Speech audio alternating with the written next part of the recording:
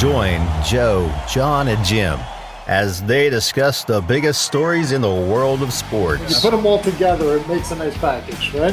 Get ready for passionate and intelligent conversation about the biggest issues and personalities in sports. It's unscripted. Somehow got mono. God knows who he was making out with. Some people call him dirty. I like to call him creative. It's unfiltered. I'm going to need another beer soon. And I said, well, hold, you're making my point, right? My thoughts are, I'm going to call my therapist after the show is what I'm going to do.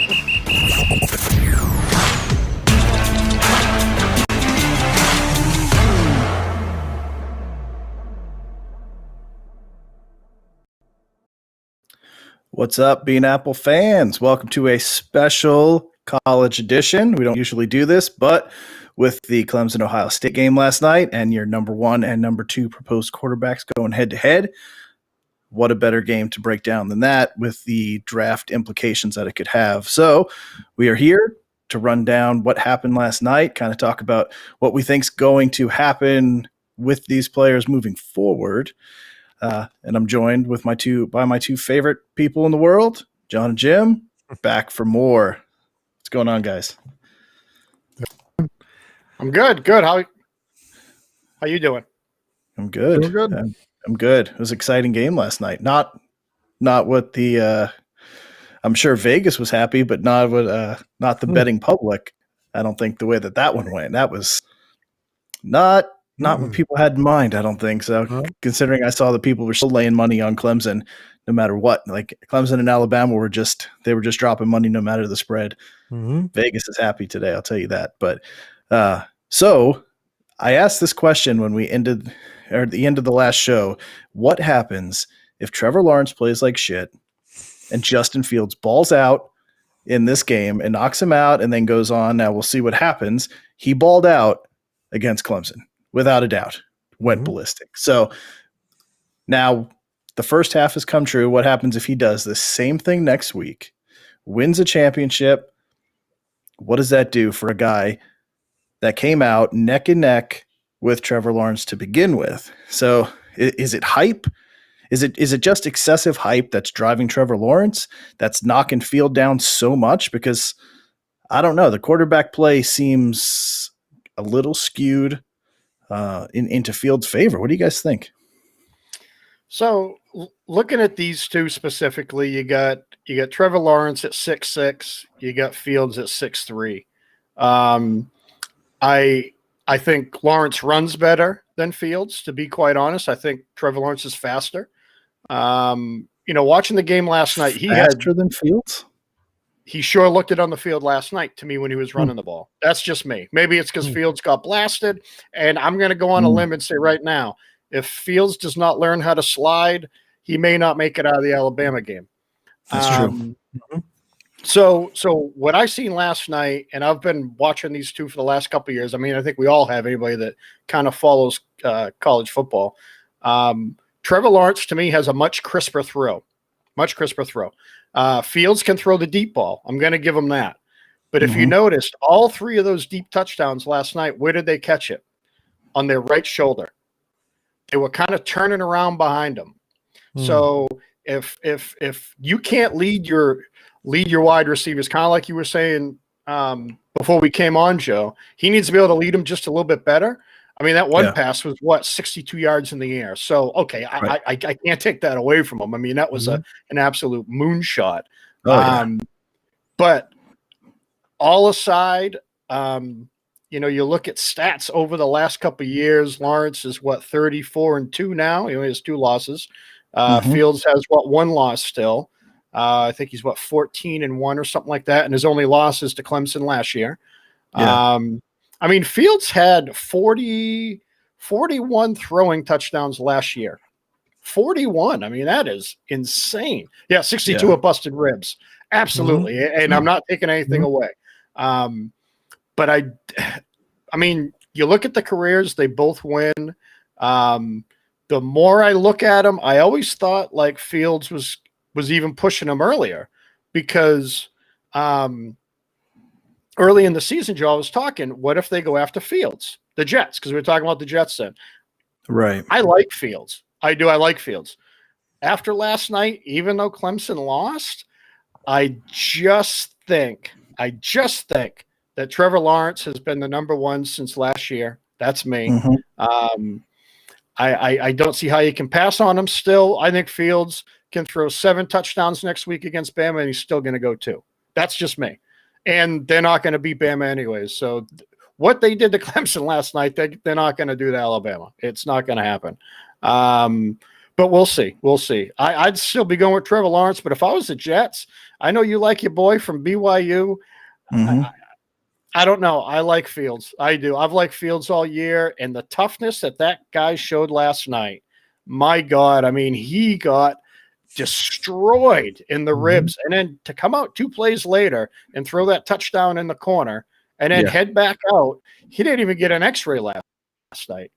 The only thing I'm thinking is on x-ray him because they didn't want to see like a bunch of Legos that used to be his rib cage.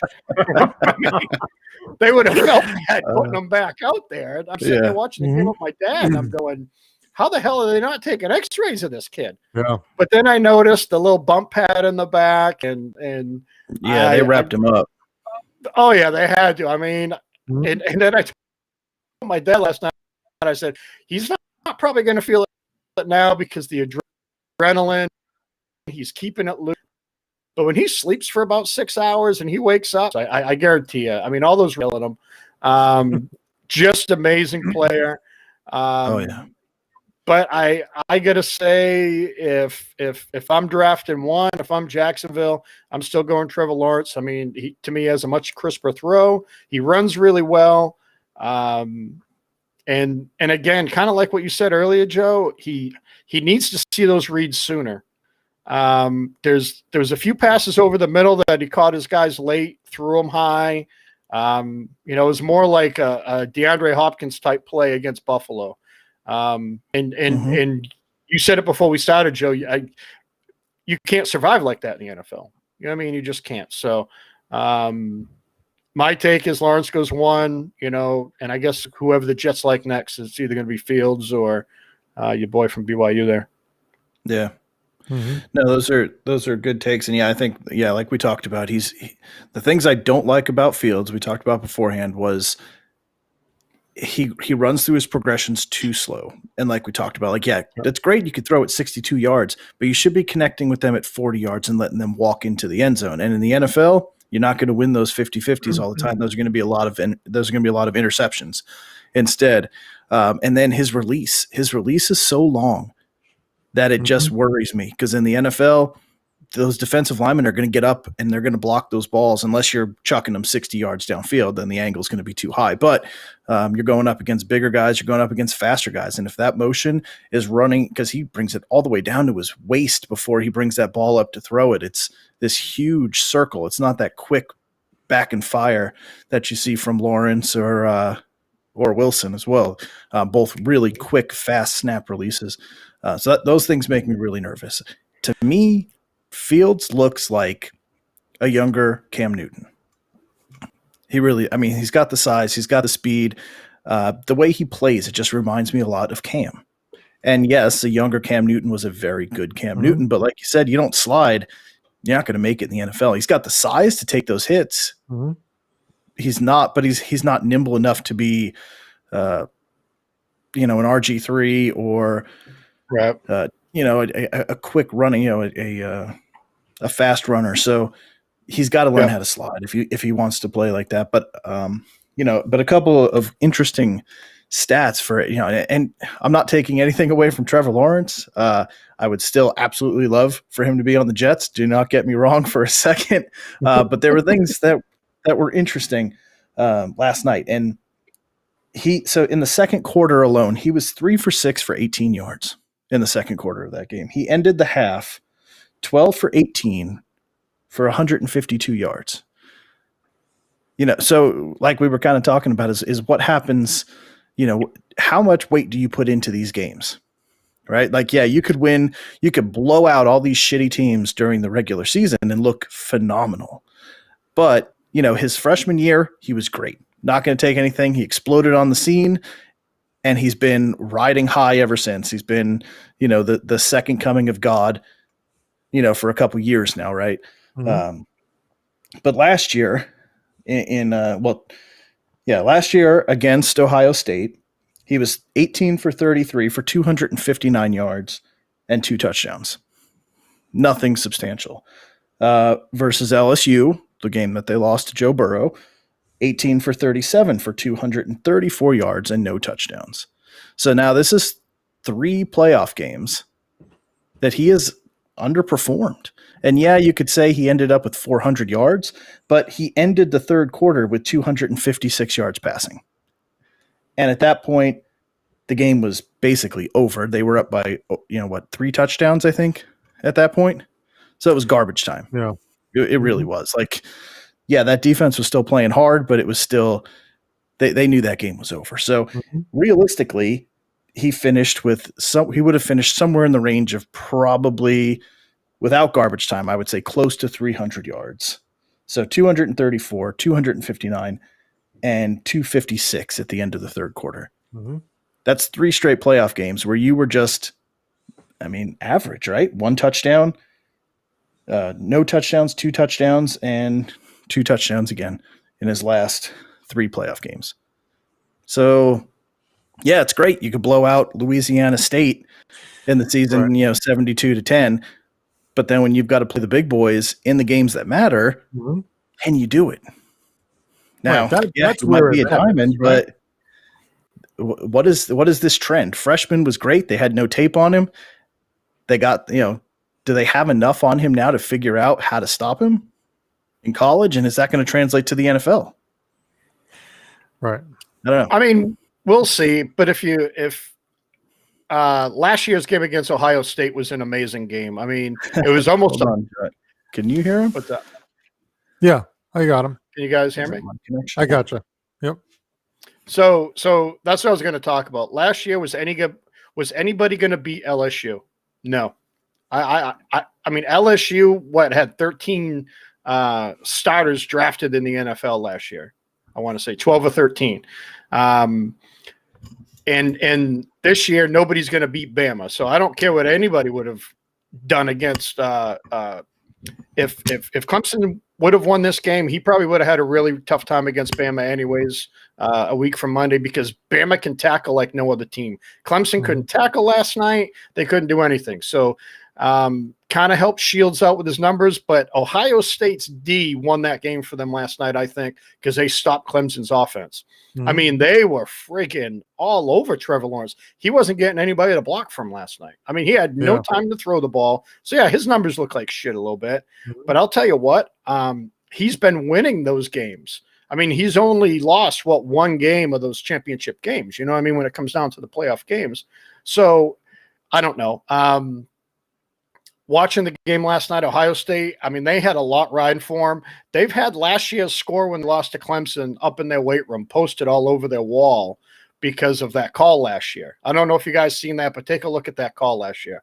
Kind of suspect, but they had it on their wall. And then Clemson's coach, why he ever put Ohio State at 11. And I know he said it's because they didn't play 10 games. But talk about adding like jet fuel to a fire. My God, they're already amped up to play you because they feel like they got robbed last year. And now you're going to tell them that they're the 11th best team because they didn't play over 10 games? Man, you're just asking for it. I mean, if he would have been smart, he would have ranked them 1, knowing that he's going to have to see them 1 or 2. I mean, a terrible move. And I don't know. T. Higgins, I mean, he lost T. Higgins, but I don't know. It'd be hard to pass on Trevor Lawrence, man. I mean, if you look at any of these guys coming out, do any of them play against NFL talent? No. But I would say when you're playing against like the SEC and I mean, Ohio State looked like an incredible defense last night. Absolutely incredible D. I don't know. I still wouldn't veer too far away from Lawrence. Yeah, so watching the game last night, I don't have a large range of games to tell you about with these guys, but based on last night's game, I mean, you talk about Fields and the hit he took and not being able to get down, and he'll never last in the NFL. You can't spin backwards and give up your back to the linebacker, right? I mean, I don't know what world to think that's going to work, and you got to get down. But at the same time, Lawrence at 6'6" is getting hit from all sides too. I mean, this kid wasn't getting down in any plays I saw either. When he tucks and runs off tackle, he's getting slammed. And I'm thinking to myself, there was one hit he took, and actually one, I think, when he got sacked, we got hit by a couple of guys. I thought he's not getting up, and I really thought he was maybe hit harder than Fields was on that one shot. But Lawrence, he was kind of loose with the ball a couple times, right? There were a couple times where the ball got away from him, strip sacks and stuff. But I felt like, and I was talking to my brother earlier, in the second half, especially when Ohio State really dialed up the pressure on him, man, he was rattled. He, yes, he's down and he knows you got to throw, and he's for 400 yards, but man, I'll tell you what, and that may translate to the NFL too, is if you put pressure on him, is he going to be able to perform? I mean, because when you look at just the toughness of both guys, I'll say, in Fields with the hit he took and coming back out there playing with a chip on his shoulder and lighting it up for 6 touchdowns. I mean, the kid you're not taking me out. I'm not going down tonight. I'm winning. You saw it all along. And the look on both of their faces, I kind of felt it. I felt like Lawrence kind of had that, I don't know, whatever. But Fields looked like, I'm determined to win tonight. Like we talked about with some other athletes. You see that look on their face, they're winning tonight. I don't care if it's a boxer. I don't care if it's a guy up at the plate. You can tell right away he's got it. He's locked in. You're not winning. You're not taking him down. And Fields, I thought, had that last night. Yeah, and you saw Trevor Lawrence there in the fourth quarter there on the sideline, smiling, joking with people. Like you're in your final game.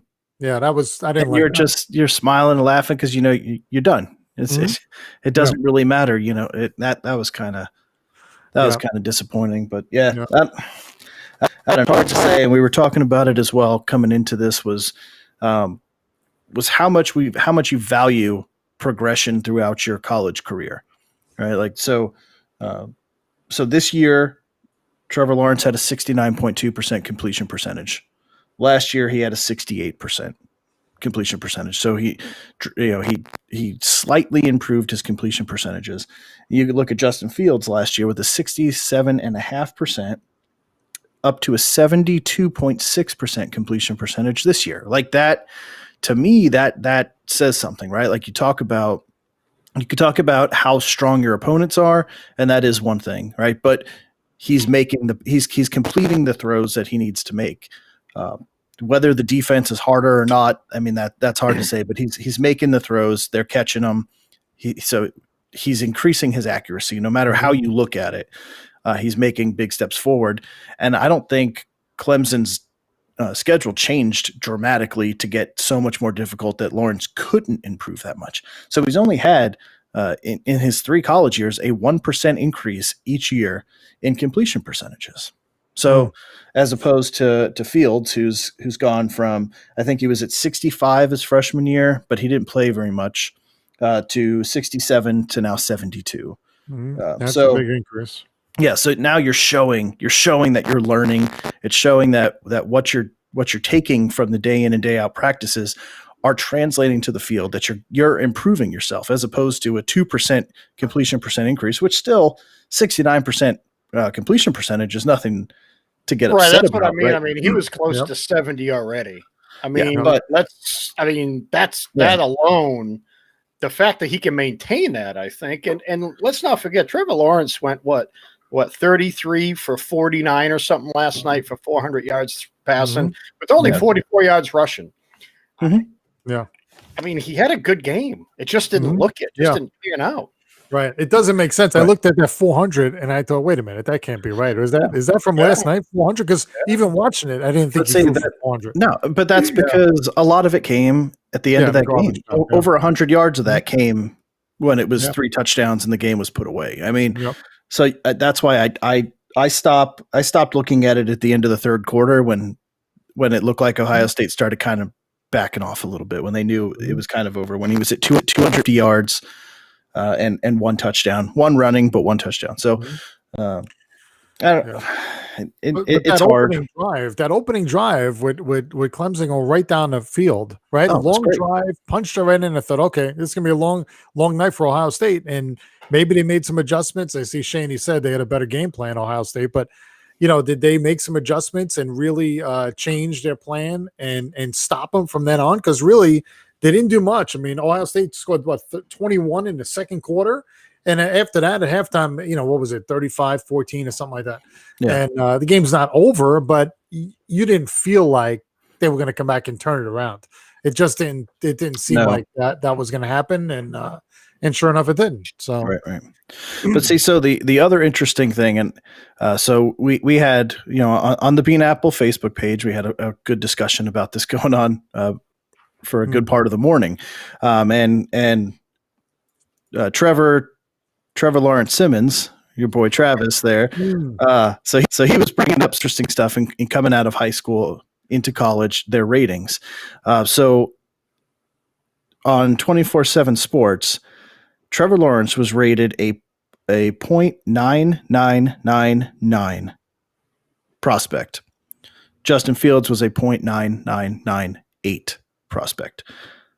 On Rival.com, they both had a 6.1 rating, which I'm not really sure what that goes off of, but it just shows you that they were both tied coming out. So tied and off by 1,000th of a or 10,000th of a point difference, right? Thousands, 10,000, yeah. So how did Trevor Lawrence get such separation when they came out neck and neck, almost tied completely? And, Trevor won the first game. Fields won the second game. Fields has showed more progression. But here we are still. Trevor Lawrence is the unwavering number one draft pick in this class. What has he done so much different than Fields when they out almost equal and have now separated themselves so dramatically? Like what is the big thing that differentiates the level of talent that Fields isn't even considered a number one, and Lawrence is a lock for number one? I would think it's because Fields started as a freshman. No, Lawrence. I'm sorry. Lawrence started as a freshman. 2018, he started, and then that's when they went on that sick run. He came in, I think, like game 3 or 4, kind of took over the team, and that's when they won the national championship. I mean, if you look at his stats, they've been pretty consistent the last 3 years as far as 30 touchdowns, 36, 24 this year. He had missed some games due to COVID. I mean, interceptions are all under 8, 8 or below. You got 3,200 yards, 3,600 yards, and 3,100 yards passing. Ratings well over the 150s. It's to me, he's been a little bit more. I won't say consistent, but consistent longer. I mean, he has taken over as a freshman. I mean, you just said they both came out of high school rated the same. Fields didn't start his first year. Yeah, Lawrence did. I mean, that's where I think it's different. And Lawrence has been winning. I mean, this is only his second in 3 years as a college football player. Now, a lot of people say, well, Tim Tebow never lost games either. But Tim Tebow wasn't a passer. I mean, he just wasn't. I mean, let's face it. So, I don't know. To me, it's the style of thrower that he is, kind of like what you said. I tried being really nitpicky last night as I'm watching that game.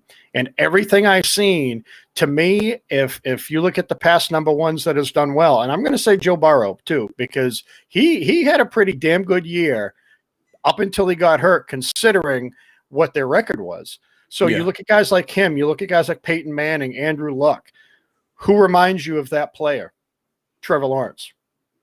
I mean, he just does the way he throws. I mean, he has an absolute cannon. His balls are crisp, very tight.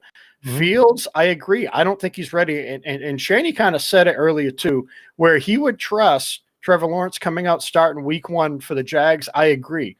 I don't see Fields doing that. I think Fields needs to be mentored. Yeah, he has kind of a quirky throwing style where he almost winds up like a baseball. Someone's going to teach him to not do that. You know what I mean? They're going to tweak that. I mean, he has the skill set to be an NFL quarterback. Don't get me wrong. I mean, kind of like John McCann said, I think last show, there's Trevor Lawrence and there's everybody else. And as bad as last night looked. I figured you'd like that, buddy. That's my son-in-law, the way. I got to give him some love once in a while. But I mean, and again, Trevor Lawrence threw for 400 yards. Take away 100 yards of it, he still threw for 300, almost 300 yards in 3 quarters, and he's getting the living shit kicked out of him. And again, the 44 yards running like Deanna, is that how you say her name? Deanna? Dina. Kind of like what she said. They had no running game, and then they had to just throw the ball. So he was after week 4. Right. But I thought after week 4, was it week 4 or 5? Right. They were splitting. But after, I thought it was week 4, he kind of took charge after that. But his numbers were insane as a freshman, even for splitting the first 4 or 5 games and then leading the team through after that. So I don't know. He just looks like the more accomplished guy. And he just, I mean, his frame's 6'6", and kind of like I texted you guys earlier, you know, the whole Drew Bledsoe, Rick Meyer debate. Not a lot of people seen Drew Bledsoe unless you lived on the West Coast in 1993. I didn't really know who he was. I truly did. I'm like, who is this Drew Bledsoe? And you'd see some highlights, but you always seen Notre Dame. Now you're being able to see all these guys and really be nitpicky. I'm still going Lawrence. I mean, if I was drafting, if I was Jacksonville, honestly, if I was the Jets a month ago, Trevor Lawrence was my number 1 last year. He really was. He constantly wins. He constantly plays well. Yes, Joe, he's had some subpar games and big games, but I mean, look at the talent that he had to play against. You know, I mean, you're playing the elite. And then it's not just you, it's your O-line, it's your running game, it's your defense, it's special teams, where they put you on the field. So, yes, 2 games he didn't show up, I'll say, but I mean, God, they still got there. That's how I look at it. Yeah. Well, so what happens if Field comes out and plays again like this, though? Does it change anything? Does he have any shot in changing Jacksonville's mind or getting Jacksonville to take a deeper look into him? Or is it just like, that's what we've kind of been, that's the ultimate question I'm asking does Fields being so close coming out and now looking better last night, does he have any hope of Jacksonville looking at him for number 1, or is just Trevor Lawrence got this thing locked? What I think is going to happen is if he has a great game against Bama, and if you've watched Bama football, I've been watching them since I moved. God, when was it? 04. And they always tackle well. Their defense is always crisp. I mean, if you watched the Bama game last night, nobody breaks a tackle from those guys. It just doesn't happen. So if he crushes and he wins and he lights them up the way he did last night, I don't think he'll go number 1. I think it's going to make a team that's really desperate for a quarterback call the Jets and say, hey, what's it going to take to get number 2? That's what I think is going to happen. I think the Jets can do nothing but hope that Fields absolutely goes haywire against Bama and plays really well, because their phone's going to ring off the hook. It's just going to happen because someone's going to fall in love with him. I mean, I liked him early in the year too. I didn't think he was as good as Trevor Lawrence. I thought he had some tangibles though. Yeah. I mean, Northwestern, he had a terrible game, and I agree, Shane. But I mean, last year he threw 41 touchdowns. You know what I mean? It's not that he's a bad quarterback at all. And I'm not going to judge him just by 3 weeks ago too. I'm looking back to last year as well. I mean, he's had a pretty damn good 2 years. And it's not his fault. They only played 6-7 games this year. So I'm not going to hold that against him either. But I think he can really raise his draft stock if he goes out, even if they don't beat Bama. But if he throws for 6 touchdowns again, man, I'll tell you what, the Jets may have a really good problem on their hands, because let me tell you what, people are going to be calling. Yeah. I mean, did Fields play down to his opponent last week with Northwestern? I think the last 2 games he didn't have good games either. But was he looking forward to this matchup? And he was just geared towards this and showed up right when the lights were the brightest and put up the numbers he did and beat the team he wanted to beat, right? And he got to the finals now. So yeah, it's going to be interesting. I think as long as he doesn't implode next week, right? And whether he wins or loses, but he puts up numbers and they get outscored or whatever. what did the Jets do at number 2? Because I don't think Jacksonville's going to switch.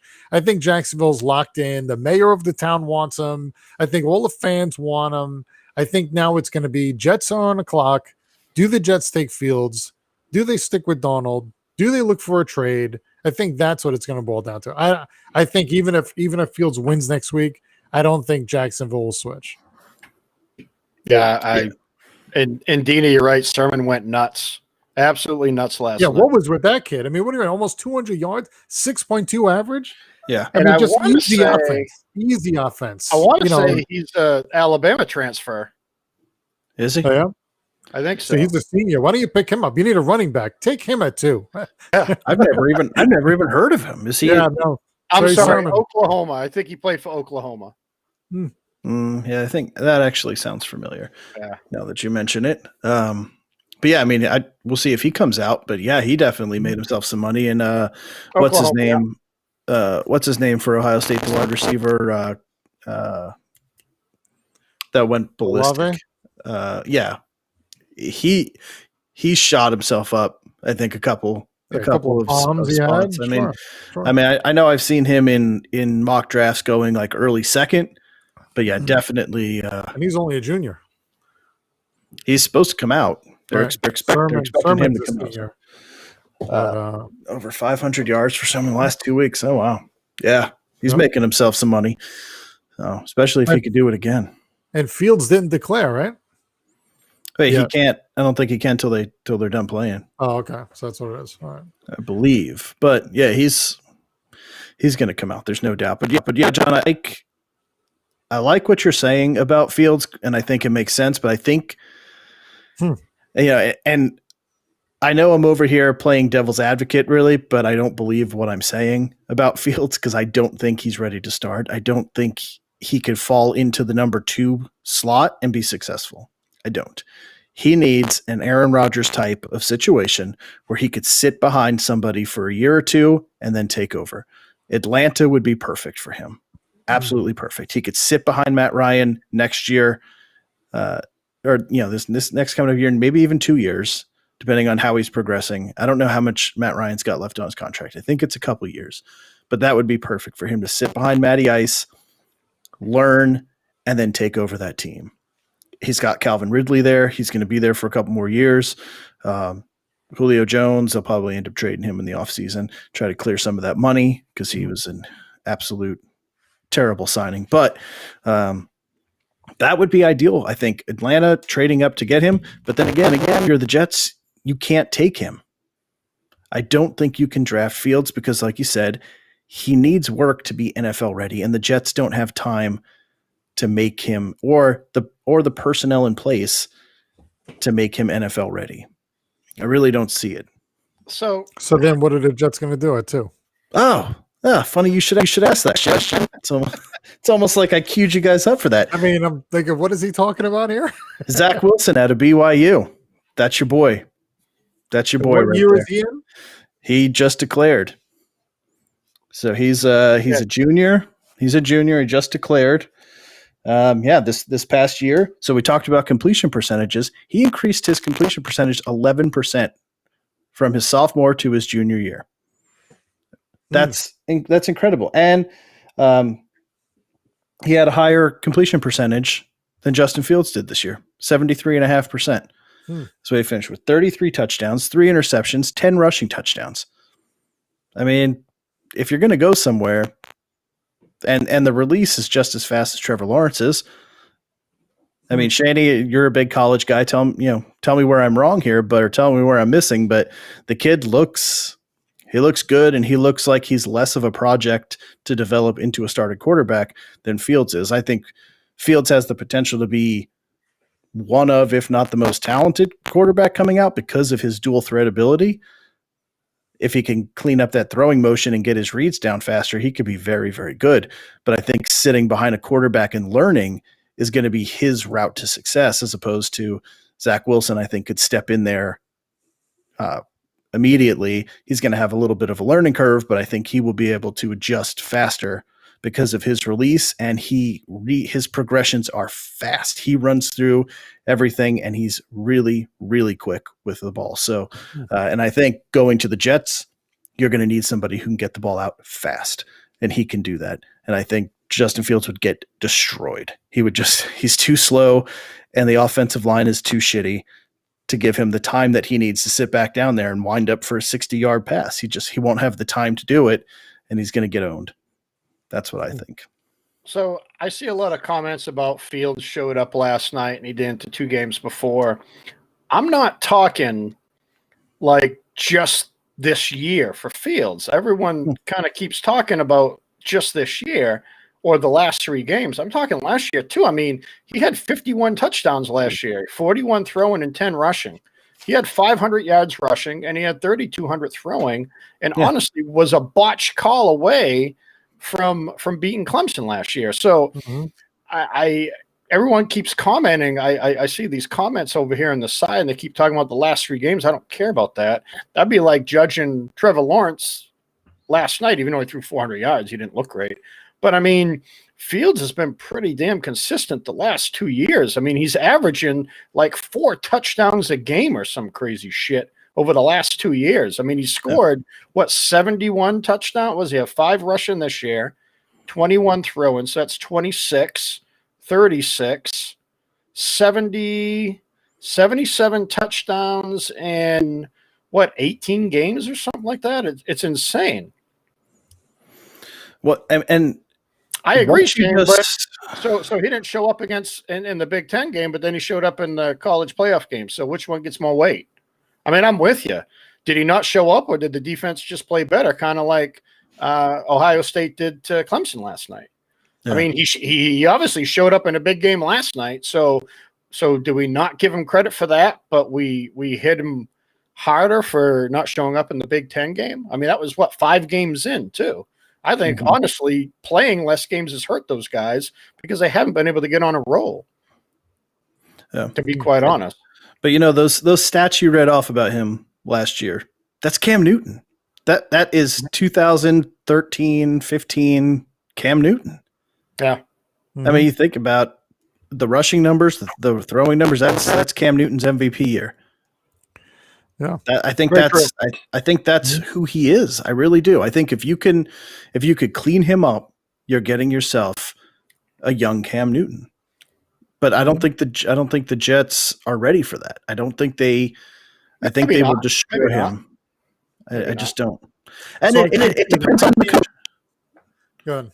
It depends on the coach that you want to bring in. If you want to bring in somebody who wants to have that dual threat, that run and gun, then great. If you got a guy that's building, whose offense is built around, staying in the pocket, passing downfield, he's not the guy. I don't think that's the guy you want. You need a Trevor Lawrence or a Zach Wilson that can read through his progressions quick and get that ball out and be accurate, And I don't know. Fields is accurate, but he needs time.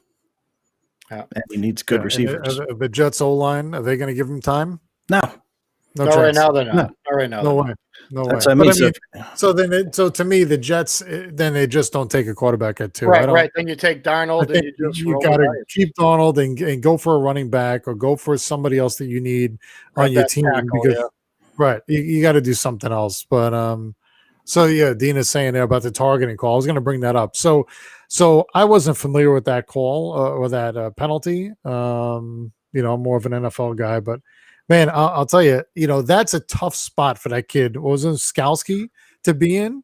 Yeah. I mean, here comes Fields running at you, spinning, and you got to make the tackle. He's trying to figure out where to put his head. And did I think he meant to go helmet to the kidney? I don't think so.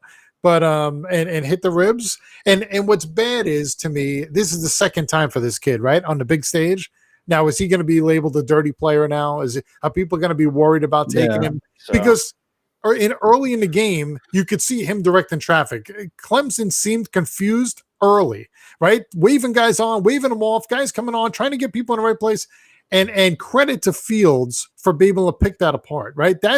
You got to win that game. When the defense is confused or whatever, and they look confused most of the game, the fact that he threw 6 touchdowns, you could say, well, they weren't right. Well, then that's good that he did what he did. right? You can't lose those games when it's being handed to you. And for the kid to get ejected that early on that call, I didn't agree with it. I mean, that's something that should change. And I don't know if you get a warning the first time or whatever, but I mean, once and out, and and after that, who did they have back there? They were really struggling after he went out, and they couldn't do anything. But and it wasn't even like it was. If it was obviously intentional, just comes, flying through, spears him, head first, whatever. But Fields is a big guy. Like, you can't just stand straight up and tackle him as he's plowing into you. He's going to run you over. Like, he got down for the tackle, he braced himself, and he hit him. And like you said, Fields shouldn't have been spinning. Right. That was I mean, for him to do that, a pirouette in the air going towards the linebacker, get down. I couldn't believe the play. And I think they probably thought he was more hurt, because as they went over and looked at the camera and they were trying to decide, was it targeting? I don't know if they knew the extent of his injury. And he's still on his back on the ground. They're probably thinking he's got broken ribs. We got to do something. If we do nothing, that everyone's going to say the refs blew the call. So they eject the kid from the game, and then the guy goes on to throw 5 more touchdowns. So I didn't like it. I thought it was wrong. But I'll tell you what I did like. I did like at the end of the game, and we don't see this in the pros. The kid went right over the Fields, middle of the field, hugged him. Hey man, and he got it right. Fields understood that it wasn't about I'm trying to take him out of the game and ruin his career. He's trying to make a play. That's it. I mean, he's trying to win the game. That's all it was. So I thought that was good sportsmanship to see. Well, and at the same time, too, their starting safety, I want to say, was out the first half because he got charged with a targeting play against Notre Dame last week. So he couldn't play until the second half. So they had 2 starters right off the bat, off their D. And he is the quarterback on the defense, the guy who got thrown out yesterday. College just has different rules for, like, targeting is anytime you lead your head. It was like that one play when I think Lawrence, almost half his body was over the line of scrimmage, and his right leg wasn't. And he threw it, and it counted because any part of your body. So I mean, I never knew that. I mean, and he's a tall guy. He was like a yard and a half past that friggin' line of scrimmage. And I'm like, man, I didn't realize this. I need to kind of. That's the same in the NFL too, though. Yep. Is it? Yep. I thought the ball was behind the line of scrimmage. No, as long as any part of your body is still behind the line of scrimmage. I thought the ball was. Okay, so I didn't know the NFL rules then either for that. But yeah, I don't know where the Jets go. I like, Justin's comment there a little bit ago about staying with Darnold and getting Smith. Like, man, he looked good in that Alabama game, but at 2, you can't take him. Why can't you? Why can't you? I don't know. Wide receiver at 2 seems. Man. Don't let game changers go away. I mean, it depends how you look at it. If you're going to stick with Darnold and you got all that, he's got to have money, weapons. That's what I mean. And they're going to have all that money. Sign an O-lineman then. Sign a free agent O-lineman. Go high for a wide receiver. Yeah, 2, it's kind of crazy. That's why I think they're really hoping Fields has a great game. Because coupled with last year to this year, if he plays well against Bama, man, people are going to be calling. And then you can drop down, pile up some picks, and still get the wide receiver you want. Or the kid from LSU there. What's his name? The kid Chase. Who sat out. Yeah, Chase. Yeah. Which I still think he's going to 3, but yeah. I just don't think this is the year to draft a wide receiver. As talented as those guys are, the free agent class is sick. I would rather sign somebody that's established and draft a different position. Because if you can, yeah. Well, yeah, I mean the Jets, they've got Mims. They've got Crowder still locked up. If you could get Godwin, Galladay, Juju, Allen, any one of those 4 guys, which they've got the money to throw at them to entice somebody to come over, now you're set at wide receiver. Well, you need a running back, right? Yeah, but you're not taking a running back. No. Nowhere. There's nobody in this class that's Adrian Peterson that you're going to drop a top 10 pick on. So that's out of the question too. So yeah, the best case scenario for the Jets, John, like you said, is Fields wins a national championship, goes crazy. They could trade out of 2 somewhere back to 5, 6, and then take your boy out of Florida.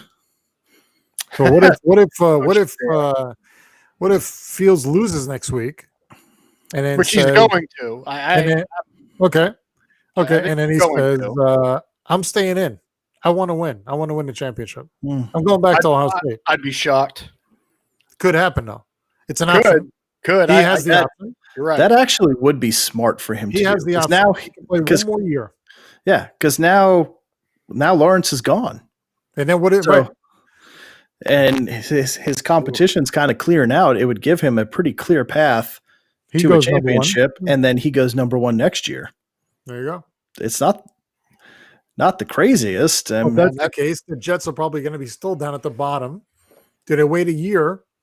If he decides he's not coming, John's laughing. If he decides he's not coming out, do the Jets pass on the QB and wait and assume they're going to be right at the bottom again? I don't think you can assume that though. Why?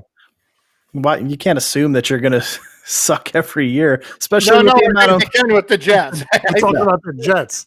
I know, but the GM is not going to be like, well, we're going to suck again next year. Not when you've got $80 million to spend and a number 2 pick in the draft this year. You've got to get better. Plus, you're going to play the worst teams again, so your schedule should get easier. God, it's tough, man. Joe Douglas had such an easy job 3 weeks ago. Yeah, he did. He really did. He's like, that's why, Jim, you said it a couple weeks ago. Every time I see Joe Douglas, he's just sitting up in the suite playing Tetris or something. It's because he had nothing to worry about. He's like, all right, he's already got the card written out. Number 1, Trevor Lawrence, just waiting to hand that thing in. And then they screwed it all up, and now you haven't seen him since. So, because he's trying to figure out, what do I do? Do you take Sewell out of Oregon and bookend the offensive line for the next decade, especially if you can grab like Brandon Sheriff or there's another guard that's coming. That's I think a good free agent.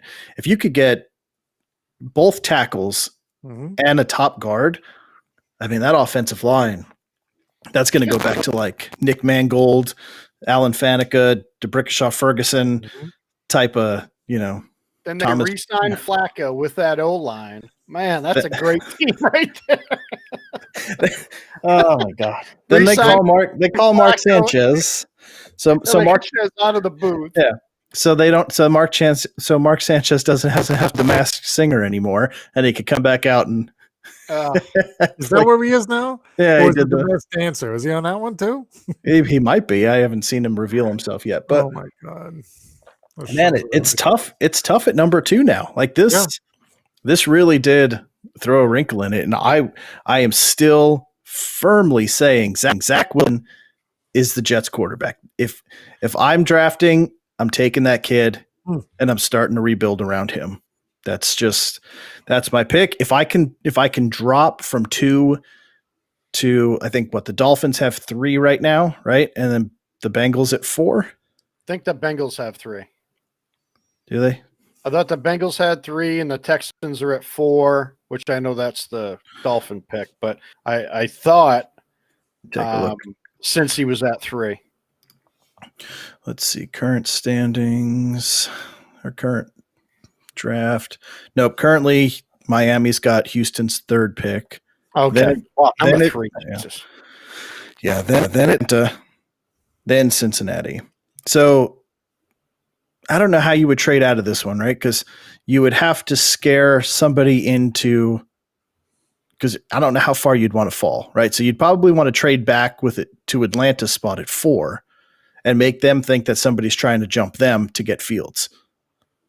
And then slide back to 4 and still get Zach Wilson and get another pick, another first-round pick next year from Atlanta.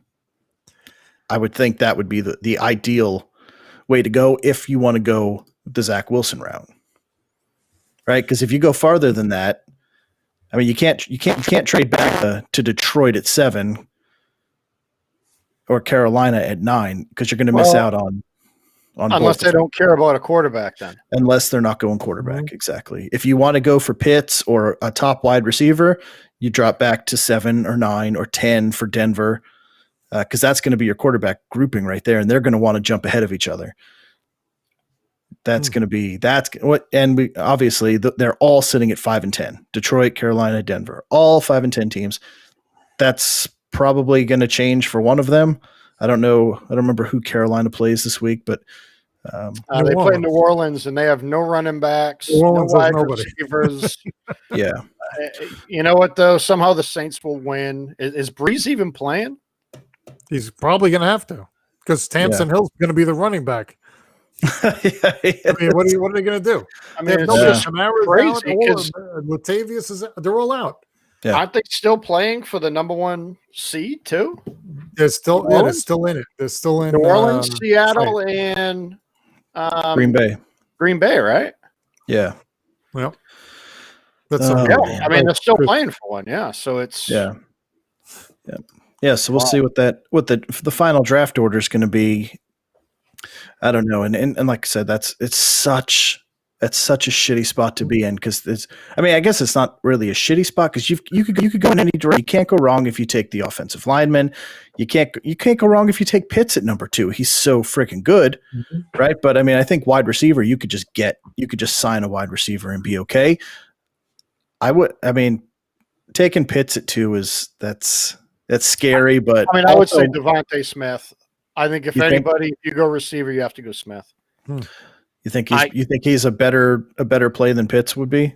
Because a tight end of that caliber, you haven't seen it since Gronk, and you're talking like Tony Gonzalez, Rob Gronkowski type of impact. Kelsey or Waller. The guy is just insane. I mean, he just breaks so many tackles. He's so fast. I mean, I love Pitts. I mean, I see Pitts going in the top probably 12.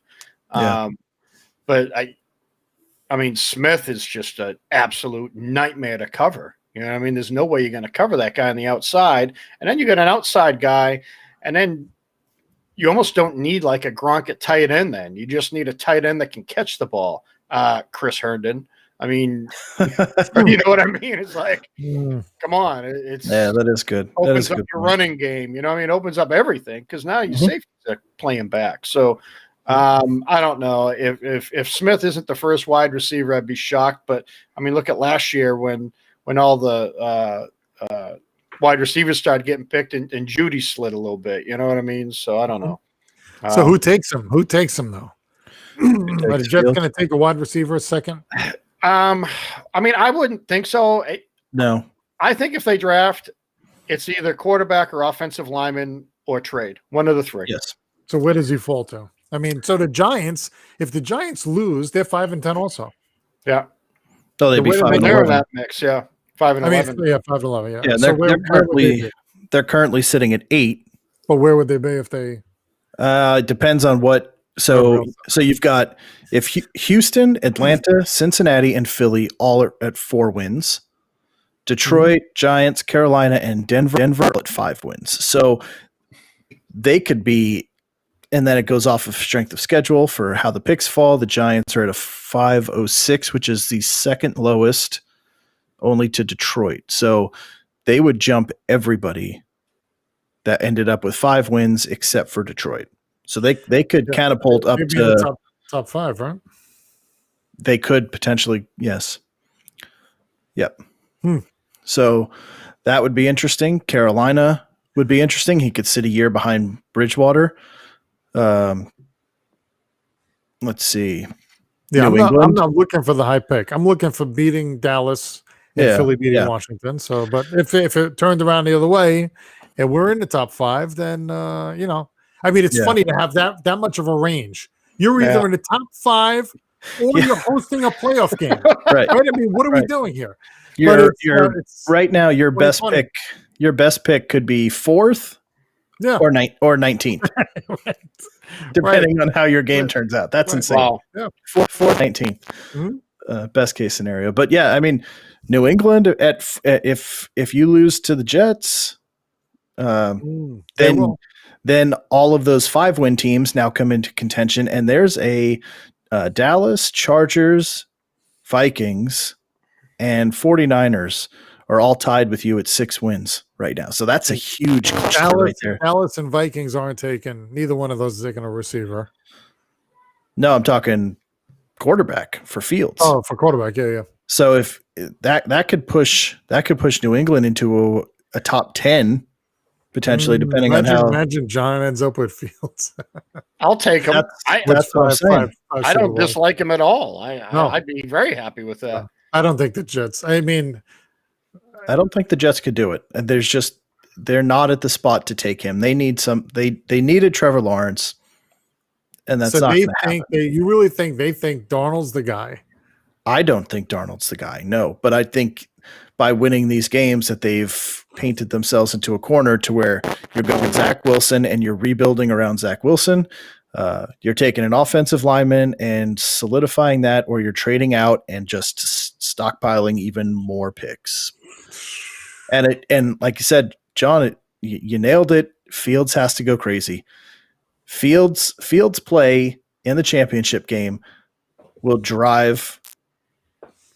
potentially drive the Jets' future, because it's going to, people are going to salivate over him if he goes in there and destroys Bama like he did with Clemson. There's no way that you can have a guy that's coming out neck and neck, like we said earlier, came out of high school neck and neck with Trevor Lawrence, and now just went into this playoff and just obliterated it. Somebody's going to want him. Someone want him bad. And it's somebody that's got the team in place around him that can do something. And Atlanta, to me, is perfect. New England, I think Bill Belichick would be able to put something good around him and scheme enough to provide that timing for him. I really do, until he adjusts and they can work out those little nuances with him. Yeah.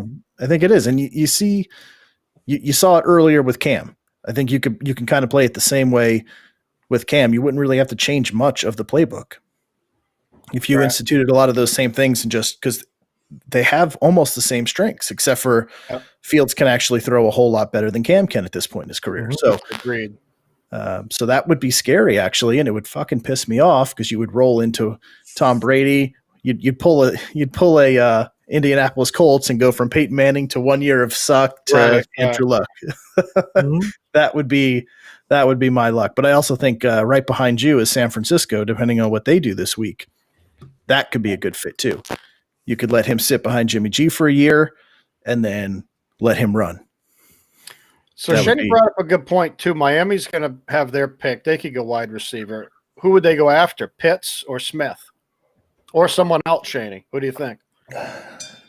Me, knowing their coach and how much they value tight ends. I mean, they have an okay tight end now. I could see Smith, coming in, Bama wide receiver, Bama quarterback. I just think that guy's a game changer. Watching him yesterday. He is. He was toying with him. And to me, Notre Dame should have never been there. I'm not even going to get into it, but they should not have been there. Like Shaney said, we were texting yesterday. Tight end. Yeah, that's why I was kind of thinking. I mean, they values, but me and Shaney were texting back and forth, and it was just kind of funny. He said the second Notre Dame was selected to go, they lost. You know what I mean? It was just funny because you knew Notre Dame wasn't going to do shit. Right. And the nice thing for Miami is that's a free pick. There's no way that should have been a top 3 pick. No, it's amazing. Way. Amazing. So you can't mess it up. You just no. It's a win-win. Yeah, you take the best offensive weapon that you can for Tua, and you say thank you, Houston. Maybe send Bill O'Brien a Christmas card, really appreciate everything you've done for us. Because man, that dude has gifted so many. He gifted the Cardinals DeAndre Hopkins, and he gifted the Dolphins 2 first-round picks for an offensive lineman. It's insane, just insane. You think the Jets haul is good for Jamal Adams, and then you look over and see that the Dolphins are picking 3rd for a lineman. That's crazy, insane. But yeah, I mean, Smith or Pitts at 3, who cares? You can't miss on either. No, you can't. Such a gift, man. Unbelievable. But man, yeah, I'm really curious to see how it's going to play out. And I'm Paul Fields. I think, like I said, John, you nailed it. I think he's got to have an awesome game and just have those phones ringing off the hook if the Jets could get if they can, and somebody will do it. Somebody will do it. They'll take. They always do. Know, they'll give up. They'll go up 3 first-round picks to move up. RG3 style. Mm-hmm. Or what? Didn't they do it with like Sam Bradford too? Did they give up a bunch of stuff to move up to get him? Gave a lot up to get Bradford. Right. So, yeah. Oh, regrets. I mean, Trubisky. Chicago gave up picks to get Trubisky. Yes. I mean, it happens every single year. Mm-hmm. Yep. So again, if the Jets are okay with Bradford, Jesus, we are not. Bradford, we are not. It's Darnold now, which it's close. No, I'm kidding. No. But if the Jets aren't sold on any of those quarterbacks and they're just going to re-sign Darnold anyways, pray to God he has a huge game, Right, and if he does, and Lawrence falls, then you're jumping on him at 2. Yeah. Right? Yeah. No doubt. You're not saying, I'll stick with Darnold. No. If Fields somehow turns that tide and pulls a Baker Mayfield and changes that top tide. That's a pretty good pun there. Roll tide. Roll that tide backwards, you mean? Roll that tide. But it happens more often than not, right? Because you're gonna have this game, and then you're gonna have 3+ months of breaking players down. You're gonna have the combine, you're gonna have interviews, and you always see it every year. Things change slowly. Right. Certain players slide up, because they watch game tape, or somebody goes ballistic at the combine, like Mekhi Becton, who, I'd never even heard of. And, then he runs faster than most wide receivers, and he's ridiculous. And look at what he did for himself. So that happens all the time. And it could happen if Fields wins the national championship, goes crazy. Then he has his interviews. He runs the 40 and, a good time. It might. I'm not saying it's going to, but Baker Mayfield didn't deserve to be the first pick in the draft, I don't think, but he somehow wiggled his way into it. No, it's like John said. So a team falls in love with a guy and they'll do whatever they can to get him. And if somehow somebody in Jacksonville is in love with Fields, you don't know. Yeah. Right. Oh, it's going to be crazy. Then the Jets make a trade to get up to 1. Mortgage the farm on that one. That would be a smart play by Jacksonville. Oh my God! Yeah, especially if they would rather have somebody else. You know what I mean? Yeah. If they're not in love with Lawrence, I mean, everyone's just assuming that Lawrence, Fields, and this kid from BYU, are the next NFL superstars, and that these teams love them. Jacksonville may be like, I don't like any of them. I mean, I don't know. I don't know how you couldn't, but let's just say they can't. Let's just say they don't. Let's say they like Fields. Maybe they like Fields the whole time as the Jets had the number 1 pick up until a couple of weeks ago. Who knows? They may have already fallen in love with Fields. I mean, we don't know. Yes, agree. Yeah.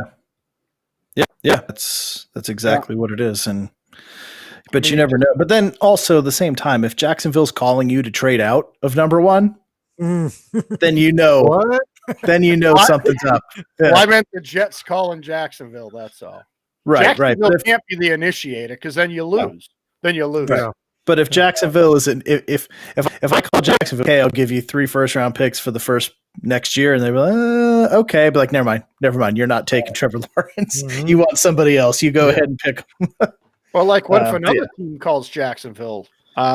Atlanta, somebody like that, so some other team that has a lot of draft capital that can trade away. Again, I don't know why you would pass on Lawrence, but I mean, who knows? No, you can't. I mean, could you imagine a team calling up and giving you what 4 or 5 number 1 picks over the next couple of years? My God, I mean, how would you honestly turn that down? I don't know. I would have liked to have seen more passion out of that kid last night after he knew with a couple minutes left the game was over and not smiling with his teammates. To me, I didn't like that. I would rather all kind of smiling though. That's what was weird. I would rather have seen him with his like a Cam Newton towel over his head. Yeah. It's his last game of college. There should have been some emotion. The fact that you were just kind of lackadaisical about it, I didn't like it. I thought maybe he doesn't really care, and that maybe goes to the quality of the person, right? So, or the character of the person, I should say. Yeah. Right. Yeah. And I didn't like it either. No. Yeah. No, I mean, I Eddie definitely Ice would to make the Jets. Ooh. No. Yeah, there you go. He's that goes against everything. But the Jets are trying to rebuild, and you don't bring in somebody with a massive contract to rebuild with. I They mean, got the money though. they do, but that's not how you rebuild a team. You can't dole it out to one old quarterback. Oh, look at that. Maybe Double Sweeney's maybe a prick. Yeah. Yeah, they're laughing. Screw him. But I'll tell you what, I did like seeing him in the middle of the field talking to Fields after the game too for an extended conversation.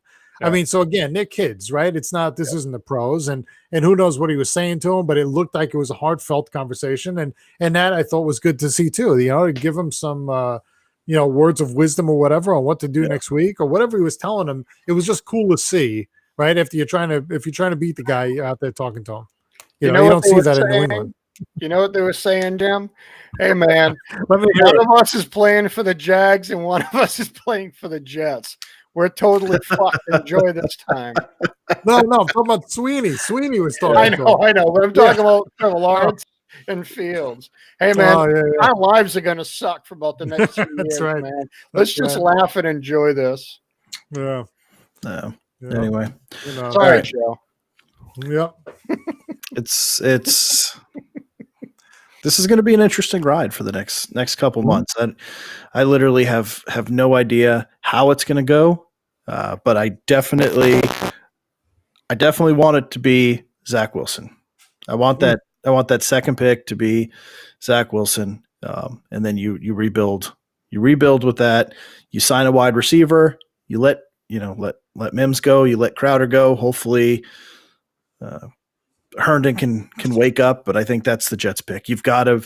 I've been saying all season. There's no point in going back on it now. You have to build around a quarterback. That's it. Sam Darnold shown that you cannot.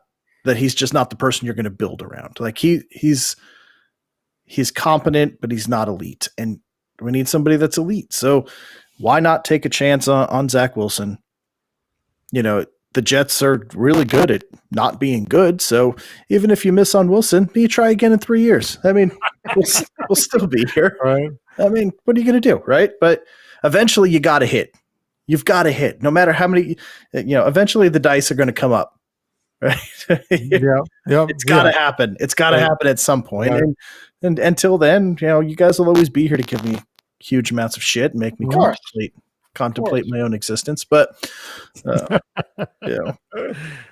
fanhood. So, but yeah, we'll see. I thought that was a very exciting game, and I definitely wanted to get your guys' take, especially after we talked about what kind of an impact that would have moving forward if things played out the way they did, which I'm sure people thought I was crazy for even saying, and here we are sitting here with Fields outplaying Lawrence, and now he's going to go in, and I'll tell you on the other side of that, this game coming up, Mac Jones looked really good. And I know you talked about he's got an all-star team around him, but he's looked very impressive. I know how Alabama quarterbacks have been outside of Joe Namath, but he could be good. That's the other thing too, is the Ohio State quarterbacks, they still scare me. No matter how good he played that game, he still plays for Ohio State, and they haven't produced a good quarterback since ever. So kind of the same as Alabama. Who's the last quarterback that's come out of Alabama that's worth anything? No one, and we'll name it, whatever for that. I mean, it was so long ago, but so listening to them talk about the Bama QB, he just finished up his master's. He had his bachelor's in 2 years. Now he has his master's in sports entertainment or something like that. I think they said sports hospitality. Sports management or something. Yeah.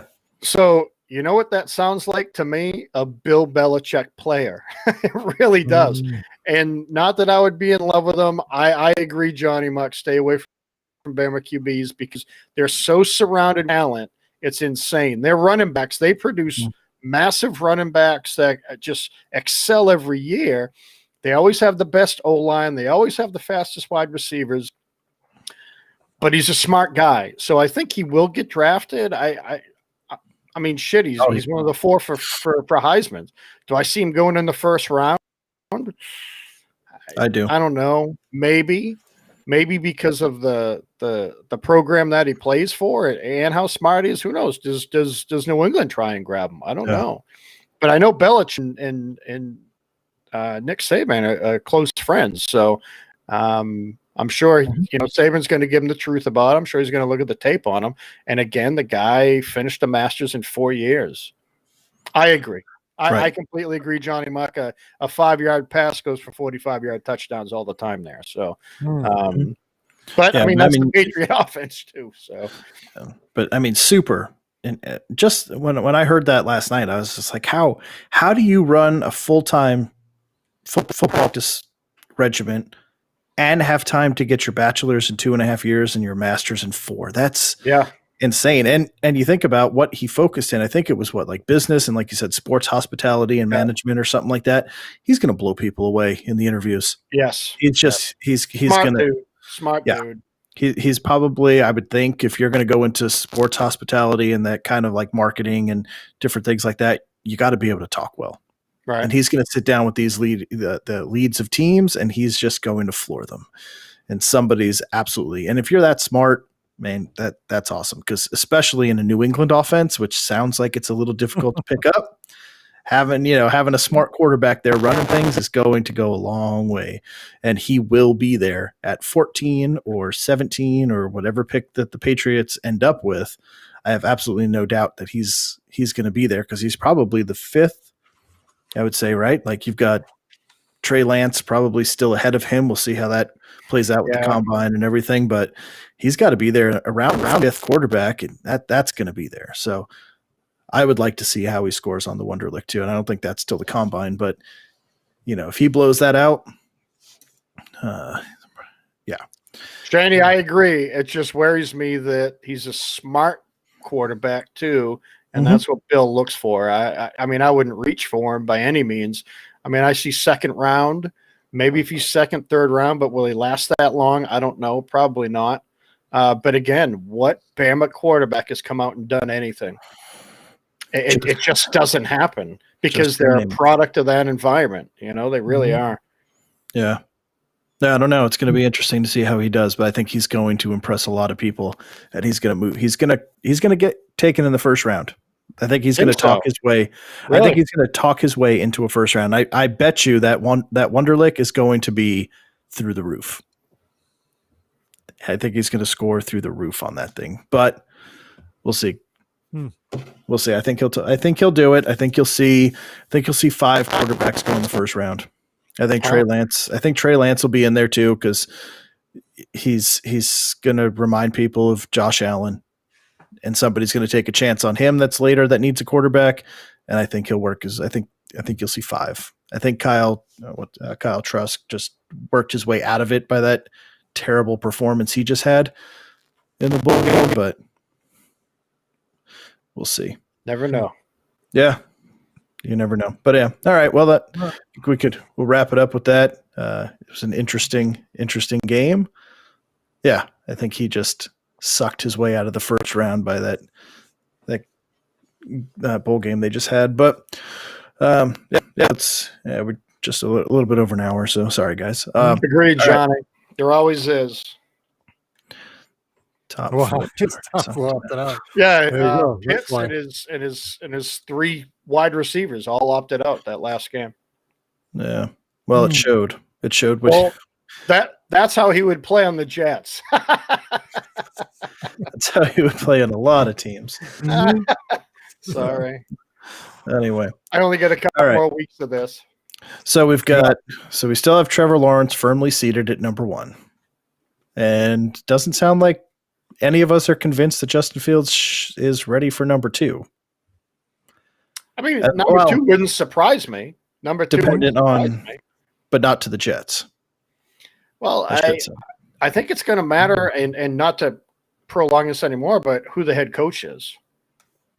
Mhm. What kind of offense does that head coach want to run? You know what I Yeah. mean? Do they want to run a kind of RPO? God, I hate that friggin' term, but God. but it's just honestly, what offense are they going to run? Do they want a drop back passer? Do they want a guy that can run the ball as well? Because I mean, he can run the ball. He's going to have to learn how to slide, of course. But Yeah. I think it matters what kind of coach you bring in. Yeah. Well, We'll see. again, last year he had a great last year too. Yep. So I don't He had know. big I mean, numbers. it's I don't know, but he didn't. You know, he didn't. I mean, would we be talking about him at 2? I mean, I was talking about him at 1 early in the year when the Jets had him because I just think he has that much talent. But now that I watch him and Lawrence play together or against each other, Lawrence just looks all together. He's very crisp. Yeah. He's Feels- a lot. feels He's a lot he's more somewhere. polished. He's a lot He more is, much polished, more. and that's And going to then, go like along. Shanny said, he's ready to play now. Whatever team, he's going to start for the Jags week 1, guaranteed. Absolutely. And the Jets spend money to put some talent around him, so Yeah. he's going to be okay. I was just we'll see what You were happens hoping. next week, and I would be too if we were at 2. I'd be like, Mhm. hey, you know what? Maybe the Jags go drinking the night before the draft. They forget to put their pick forget to in. put it in. Yeah, Forget to put their pick in. Yeah, forget right. that. The Jets can just go running up there with the card Yeah, before they get it running in. up. Like what happened to was it Baltimore or the Vikings couple Yeah. years ago? Yeah, where they didn't get the pick in. Yeah. Yeah, and everybody else is here. Yeah, here, please take mine.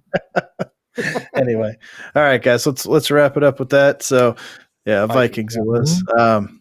So thanks for joining us. Just hit the subscribe button. If you're watching us on Facebook, please take a second to jump over onto YouTube and hit that subscribe button. Get us a little bit more exposure, so we can get more interactions, more views, and start making our way up the search engine. So thank you again, though, for joining in the conversation. We'll see what Fields can do next week. See if we can get the Jets phones ringing. Hopefully give us some more options, because God knows they need it. But so yeah, until then, we'll be back to talk about the recap for the last week of the NFL. Go Giants. See if the Giants can wiggle their way into a playoff spot, and see how the Jets and Patriots finale ends up. So Hornburner. yeah, it's going to be a Jets win. Patriots are going to go into the offseason losing to the Jets. So that's going to happen. And we're okay with that. The fans are okay with that. Yeah. Better draft position. When did you ever think you'd say that? I know. Are we doing tomorrow or Monday? So Giants are at 1 o'clock. Well, I think we got to wait because tomorrow night's game is. Monday. We need that. So Monday every 6:30. Yep. Monday. Yeah, and we'll see. You're going to be over the moon, or you're going to be deep You're not into gonna find me.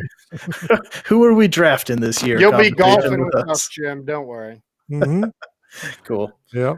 All right, guys. Well, thank you for tuning in and taking part in this conversation. John, Jim, thank you again for joining me. It's a blast every week. So until then, have a great football Sunday, no matter who your team is, and stay safe. And we will see you guys Monday afternoon. Okay. Manana.